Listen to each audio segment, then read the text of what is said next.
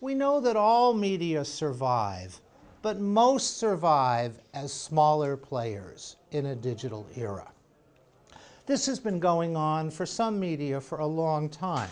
If you look at the movie industry, going to the movies, theatrical film, in North America, I know the European figures, but I wasn't able to get them precisely. But it's the same. In North America, in 1946, we sold 4.3 billion movie tickets. Last year, the population had more than doubled. So to keep pace, we would have had to sell about 9 billion movie tickets. Instead, we sold 1.3 billion. Put another way, 1946, 90 million people a week went to the movies. Last year, population more than doubled, 21 million people a week.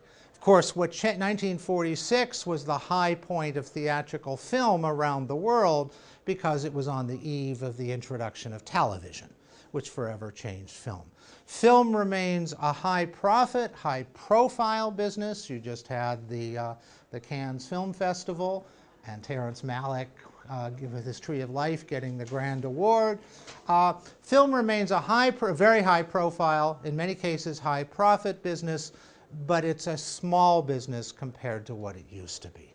The music business. The music business has a business model that is nothing short of extortion. The music business says, you like 2 songs? You have to go and spend 16 euros on a CD. Today, interest in music is greater than it's ever been. People are listening to more music in more places than they ever have before. Love of music is greater than it's ever been. But people aren't going to the music store. In most cities, you can't even find a music store. In America, our 2 flagship music stores, Tower Records on Sunset Strip, which you would know from movies, even if gone 3 years ago. Virgin Megastore in Times Square, along with every other Virgin Megastore in America, gone 2 years ago. The huge Virgin Megastores in Australia and London had closed. I actually thought every Virgin Megastore in the world had closed, but I saw the one on the Champs-Élysées. I wouldn't bet it will be there more than another 6 months to a year, but I was really surprised. This is the first big city I've been in the last couple years where there's still a big music store. That's one of the great advantages of traveling. We know in the music business, in the English-speaking language, to be the #1 selling CD of the year, or LP or CD, in the 80s and 90s, you had to sell at least 15 million copies.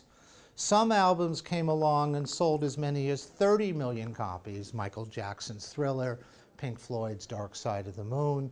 Last year, the #1 selling album in the English-speaking world, 3.2 million copies. Got you to be #1. And I said the business model, nothing short of extortion. I had a little time a couple weeks ago. I pulled out all my CDs. Turns out I have about 400 CDs. I'll probably be the last generation that will ever own 400 CDs. And I went through every one quickly. You should do this. It's really interesting. Just quickly, and I said, how many of these, if I could have bought them song by song, would I have bought more than 2 songs? And there was about 18 of them, 4%. There was Pink Floyd's The Wall. But as I looked at my 400 CDs, I saw all this music I treasured. I also saw, in my case, thousands of dollars I was compelled to spend that I wouldn't have spent if I had a choice.